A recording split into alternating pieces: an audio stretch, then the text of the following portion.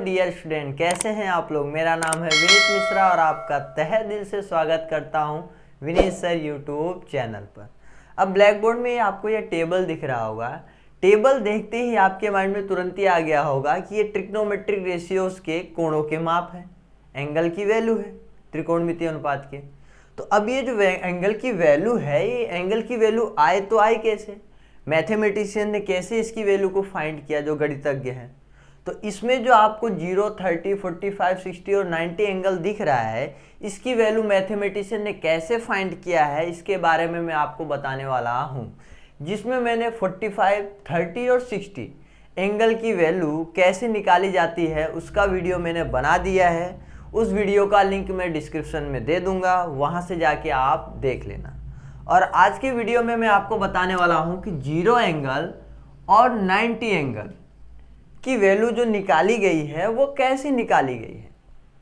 तो ये वीडियो आपके लिए बहुत ही इंटरेस्टिंग और इन्फॉर्मेटिव होने वाली है और आपको ज़रूर कुछ ना कुछ नया सीखने को मिलेगा। तो अगर आप चैनल पर फर्स्ट टाइम आए हैं तो चैनल को सब्सक्राइब करना ना भूलें, बेल आइकन भी दबाएं ताकि आपको लेटेस्ट वीडियो सबसे पहले मिले। चलिए स्टार्ट करते हैं। हमें 0 और 90 डिग्री की वैल्यू फाइंड करनी है, इसलिए मैंने इस टॉपिक का नाम क्या दिया है, trigonometric ratios of 0 and 90 degree. त्रिकोणमितीय अनुपात के 0 कोण और 90 कोण के मान कैसे निकाले जाते हैं। तो ये वीडियो आपके लिए बहुत ही इंटरेस्टिंग होगा और ज़रूर आपके लिए कुछ ना कुछ नया होगा, कुछ ना कुछ आपको सीखने के लिए ही मिलेगा। चलिए स्टार्ट करते हैं। अगर आपने 45 वाला वीडियो देखा होगा तो उसमें मैंने बताया होगा आपको कि एक राइट एंगल ट्राइंगल लेना है। ये एंगल तो 90 होगा ही होगा फिक्स, क्योंकि राइट एंगल ट्राइंगल है, समकोण त्रिभुज। त्रिकोणमितीय अनुपात में, ट्रिग्नोमेट्रिक में हमेशा आपको राइट एंगल ही लेना है, समकोण त्रिभुज ही लेना है। तो यहाँ पे हमने एक समकोण त्रिभुज लिया और इसमें एक एंगल 45 लिया और दूसरा भी 45। ठीक है, आपको ध्यान होगा, ये बेसिक चीज़ है कि त्रिभुज के तीनों कोण का माप कितना होता है, 180 होता है। ये 90 है इसलिए यहाँ पे मैंने 45 लिया और ये भी क्या होगा, 45 होगा। ठीक है, तो इसमें आपको 45 एंगल वाली वैल्यू मिल गई होगी, वीडियो में मैंने बताया है। उसके बाद 30 और 60 में, तो उसमें क्या करना पड़ेगा, आपको एक राइट एंगल ट्राइंगल लेना पड़ेगा और उसमें एक एंगल 60 और एक एंगल क्या होना चाहिए, 30। तो आपको 30 और 60 की वैल्यू मिलेगी सारे के सारे। अब आपको चाहिए राइट एंगल ट्राइंगल में 0 एंगल और 90 एंगल। अगर आपसे बात की जाए कि यहाँ पे 60 और 30 आसानी से बना लोगे, 45 बात की जाए तो आसानी से बना लोगे, लेकिन एक एंगल 0 होनी चाहिए, वह कैसे बनाओगे। तो उसके लिए आप अगर थोड़ा सा सोचोगे तो आपको आइडिया मिलेगा। आइडिया क्या मिलेगा कि अगर हम एक राइट एंगल ट्राइंगल लें, ठीक है, राइट एंगल ट्राइंगल लिया हमने, ये एंगल क्या है, 90। राइट एंगल ट्राइंगल समकोण त्रिभुज में एक कोण तो क्या होगा, 90 तो होगा। बाकी ये 2 कोण बचे। अब इन दोनों कोण में से हमें किसी एक कोण की वैल्यू क्या लेनी है, 0। कैसे होगा, चलो देखते हैं। अगर आप ध्यान से इस राइट एंगल ट्राइंगल समकोण त्रिभुज को देखो, ये तो कोण 90 है, ये तो 90 होना चाहिए। इस कोण को हमें 0 करना है। 0 मतलब ये जो लाइन आपको दिख रहा है, ये लाइन को क्या करना है, हमें धीरे धीरे ऐसे धीरे धीरे क्या करना है, इस लाइन पर लाना है, तो ही तो आपका एंगल 0 होगा। तो मैं क्या करूंगा, इस भुजा को क्या करूंगा, थोड़ा झुकाऊंगा, ठीक है, एंगल कम होगा, तो ये साइड क्या हो जाएगा, फिर यहां हो जाएगा। अब देखो ये साइड क्या हो रहा है, कम हो रहा है। ये जो आपका ये हाइपोटेनस है, ये आपका क्या है, परपेंडिकुलर है, और ये बेस। हाइपोटेनस को हिंदी में कर्ण बोला जाता है, इसको आप लंब बोलते हैं हिंदी में, और ये क्या होता है आपका आधार।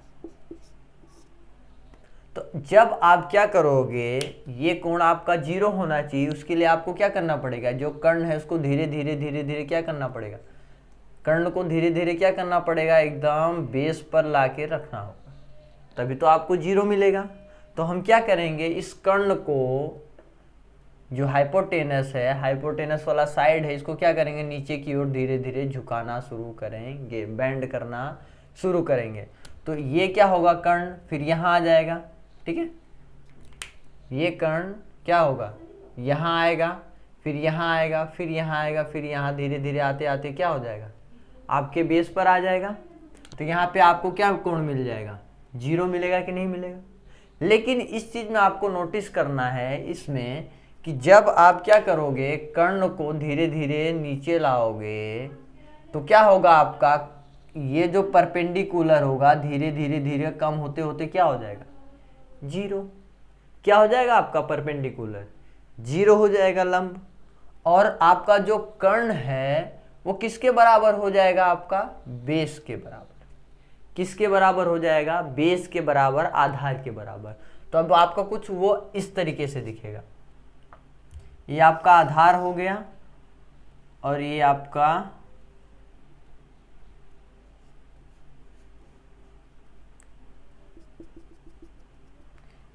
क्या था, हाइपोटेनस कर्ण था, वो धीरे धीरे कम होता गया। तो आपका कर्ण कहाँ जाएगा, अब नाम दे दो, ये A B C, triangle A B C था। अब आपका ए सी जो हाइपोटेनस था वो धीरे धीरे किसके बराबर हो जाएगा,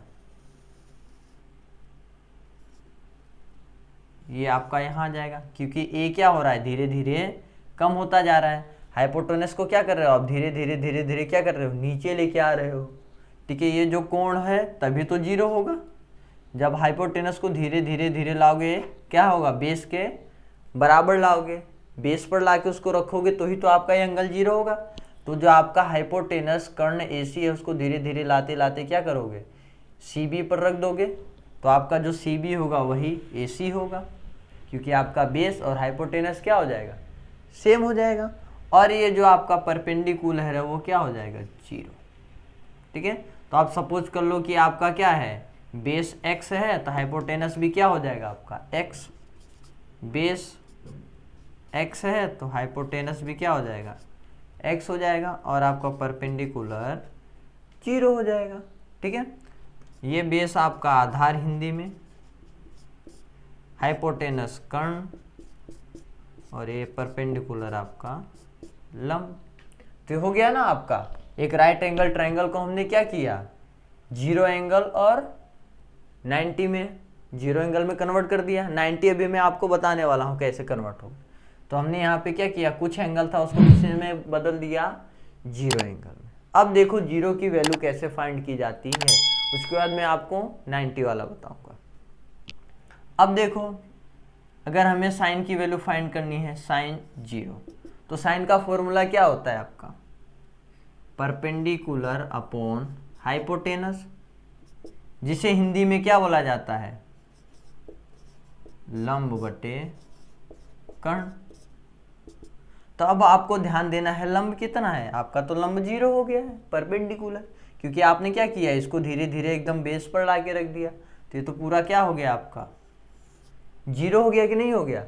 तो आपका परपेंडिकुलर 0, हाइपोटेनस क्या होगा, ये हाइपोटेनस AC को आप किसके बराबर ला दिए, C और B के बराबर। तो आपका हाइपोटेनस क्या होगा, जो CB होगा, जो आधार होगा वही कर्ण होगा, तो क्या होगा x। तो 0 अपॉन x की वैल्यू क्या होगी, 0।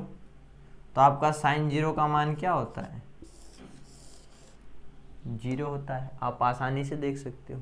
एक वैल्यू और आपको निकाल के दिखा दूं, नहीं तो आपको दिक्कत होगी। चलो ये कोस वाला निकाल के दिखा देता हूं, ठीक है।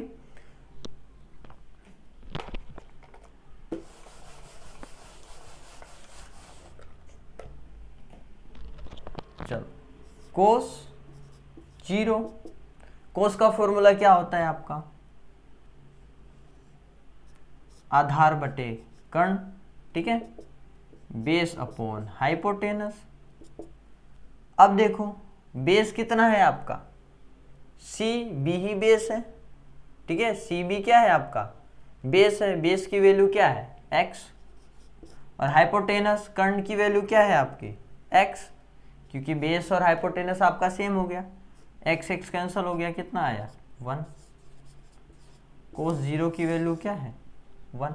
देख लो आगे, एक और निकाल देता हूँ इन्फानाइट वाला, आपको दिक्कत हो रही होगी, ठीक है। तो इन्फानाइट वाले में क्या होगा, इन्फानाइट किसका आया है, कोस का आया है, ठीक है, कोसेक का आया है, सॉरी, ठीक है। इन्फानाइट किसका आया है, कोसेक का आया है। तो चलो हम लेते हैं कोसेक 0। अब कोसेक का फॉर्मूला क्या होता है, साइन का उल्टा, ठीक है, हाइपोटेनस अपॉन परपेंडिकुलर, कर्ण बटे लंब। कर्ण कितना है आपका x, आप कुछ भी वैल्यू एज्यूम कर सकते हो, x y z p q कुछ भी, ठीक है, कोई दिक्कत नहीं।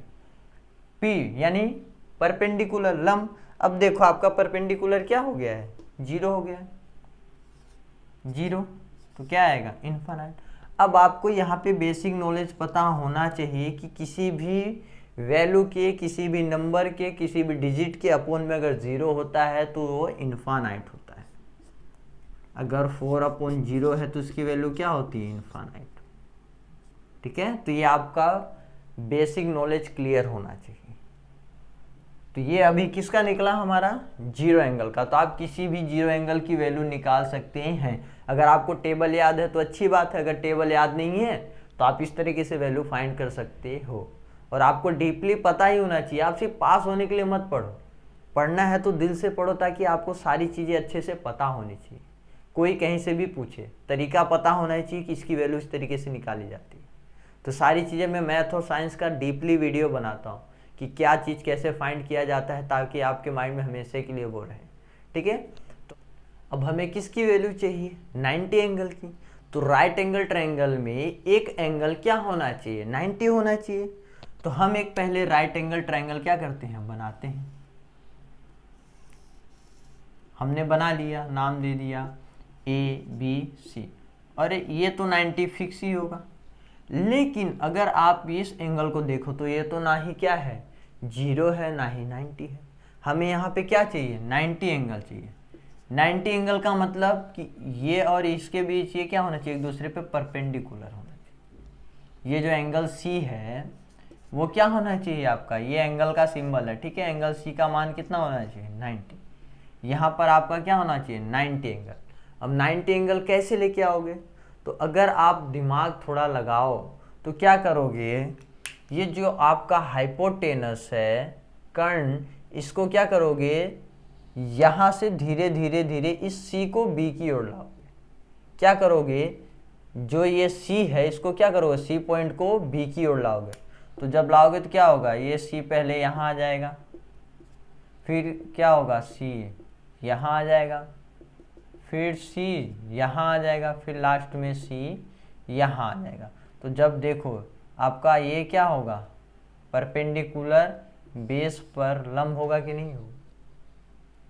तो आपका एंगल क्या कुछ ऐसा बन जाएगा कि ये आपका हो गया AB, और ये क्या था आपका C। अब धीरे धीरे आपका C क्या हो गया, यहाँ पर आ गया। तो अगर आपने 0 पे देखा था, 0 एंगल पे आपने देखा होगा कि ये जो था आपका बेस क्या था, CB था, और परपेंडिकुलर ये था।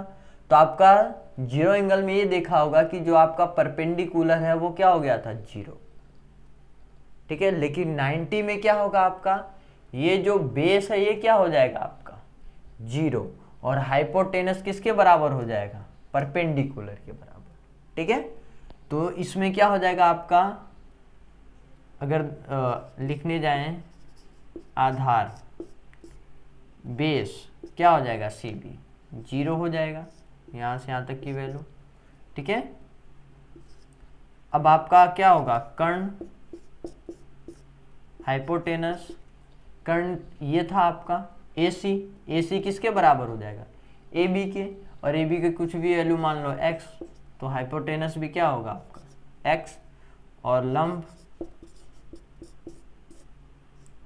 परपेंडिकुलर क्या हो जाएगा आपका x, क्योंकि इसमें 90 एंगल में आपका परपेंडिकुलर और हाइपोटेनस सेम हो जाएगा। और 0 एंगल में आपका बेस और हाइपोटेनस सेम होगा, तो कंफ्यूज मत होना, ठीक है। और ये आपका बेस 0। अब देखो चलो 90 एंगल की वैल्यू फाइंड कर लेते हैं, कोई भी ले लो आप। सीधा हम ये कोसेक का लेते हैं, ठीक है, जो 1 आया है ये वाला। चलो कोसेक 90, कोसेक 90, कोसेक का फॉर्मूला क्या होता है आपका, कर्ण अपॉन लंब, ठीक है, लंब।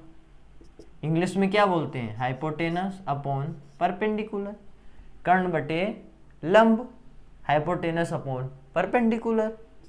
कर्ण क्या है आपका, हाइपोटेनस, हाइपोटेनस x है, लंब कितना है आपका, परपेंडिकुलर x, x और x कैंसिल हो गया, कितना है 1। अब देख लो कोसेक 90 की वैल्यू क्या आई है, 1 आई है कि नहीं आई। दूसरा भी एक एग्जांपल देख लो आप,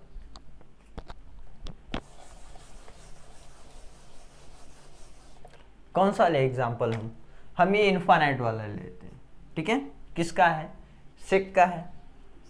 चलो सेक 90, सेक का फॉर्मूला क्या होता है आपका, हाइपोटेनस अपॉन बेस, ठीक है, कर्ण बटे आधार। हाइपोटेनस कितना है आपका x, बेस कितना है आपका 0। तो किसी भी वैल्यू के अपॉन में 0 होती है तो क्या आता है आंसर, इनफाइनाइट। देख लो इनफाइनाइट है। तो इस तरीके से आप किसी भी एंगल की वैल्यू क्या कर सकते हो, फाइंड कर सकते हो। तो अगर आपको वीडियो इंटरेस्टिंग लगा है, इंफॉर्मेटिव लगा है, तो वीडियो को लाइक करें, शेयर करें और सब्सक्राइब करना ना भूलें। और अगर आपको कोई भी दिक्कत हो रही है, प्रॉब्लम हो रही है, तो कमेंट ज़रूर करें। जय हिंद।